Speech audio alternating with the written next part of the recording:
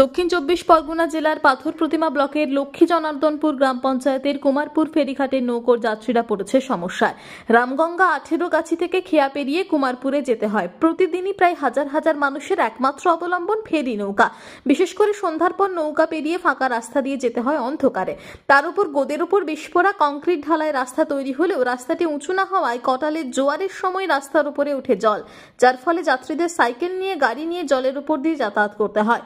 কোথাও এক হাঁটু জল, কোথাও আবার হাঁটুর নিচে জল। বিশেষ করে বিশ্রামাগার ডুবে যায় জলে। এই সমস্যার সমাধান চাইছে এলাকার মানুষ।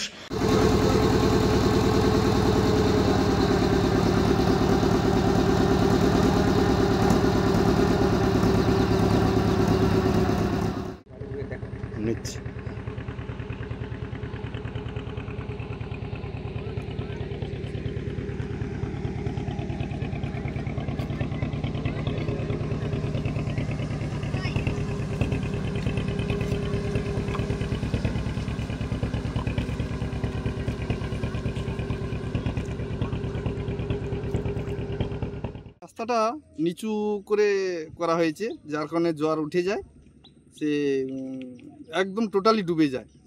এখানে যাত্রী পারাপারের খুবই অসুবিধা হয়। যেটি তো ছিল না, কোনো রকম করে যেটিটা তৈরি করা হয়েছে। তারপরে সন্ধ্যা হলে মোটামুটি এখান থেকে যাওয়ার মতো উপায় নেই। এই কারণে গভীর রাত্রিতে যখন সন্ধ্যার পর থেকে যখন খেয়াগুলো হয়, অলরেডি তখন থেকে অন্ধকার হয়, মেয়েগুলো যাতায়াত করতে পারে না।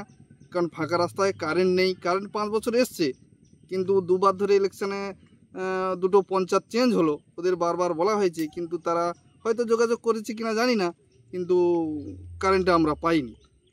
আর এই যে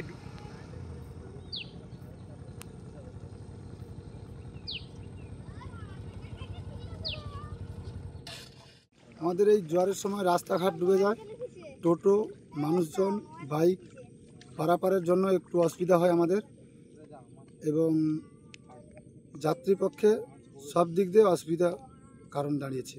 আপনারা দেখছেন সংবাদ শিরোনাম।